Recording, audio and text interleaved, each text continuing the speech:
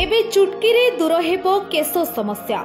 केश समस्या पाई चिंतित कि केश समस्या दूर करिबो एही पत्र। अल्प दिन रे घन हेबो केश। वर्तमान समय चिंतार कारण पलटिछि केश झड़िबा समस्या। केश झड़िबा समस्या नहीं आपण चिंतित अछंती कि? तेबे आसंतु किछि उपाय आपणाई केश झड़िबा दूर करिबा। भृसंग पत्र को प्रायतः आमे खाद्य व्यवहार करिथाउ। कोन आपण जानिछंती कि चमत्कारी भृसंग पत्र केश पाई लाभदायक होइथाय। भृसंग पत्र रे प्रचुर परिमाण रे एंटीमाइक प्रोबाइल रहिछि। एही पत्र बैक्टीरिया को दूर करी केश को संक्रमण रु रक्षा करे।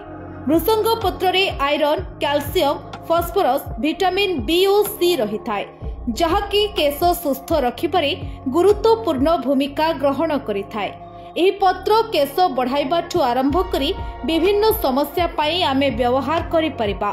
तेबे आसंतु जानिबा किपरि केश पाई लाभदायक होइथाय भृसंग पत्र।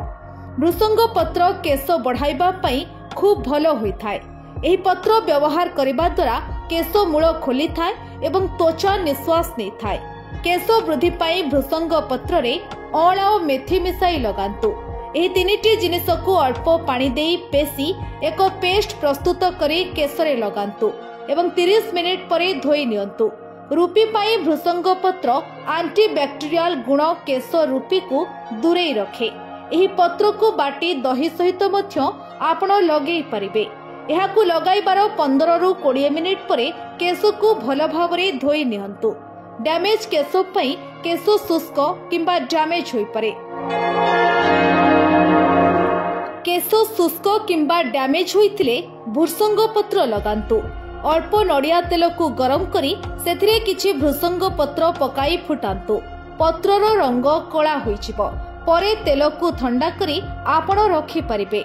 गाधोइबार 1 घंटा पूर्वरु एही तेल को हल्का गरम करी केश मूल रे मालिश करंतु एवं परे धोई नियंतु।